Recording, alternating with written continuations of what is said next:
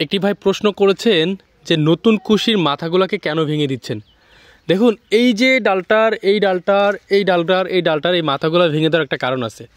এটা আজকে সকালে ভাঙছি, সেই ভিডিও দেওয়ার পরে ভাইটি প্রশ্নটা করেছেন। দেখুন, এই ডালটা এখন নরম আছে, নরম অবস্থায়, এবং এই যে এই ডালটাকে কিন্তু মাথা ভাঙা হয় নাই, নিচের থেকে এই পর্যন্ত চলে আসছে। আর এই ডালটাকে বেশ কিছুদিন আগে ভেঙে দিয়েছিলাম মাথাটা আমরা। এই মাথাটা ভেঙে দেওয়ার পরে দেখুন, এটা কিন্তু নিচের থেকে ম্যাচুর হয়ে যাচ্ছে। ম্যাচুর হয়ে গেলে এখানে দেখেন নতুন কুশি বের হচ্ছে। তো এই চারাটা কিন্তু এখন বর্তমানে পরিপক্ক আছে, এটা আপনাদেরকে আমরা দিতে পারবো।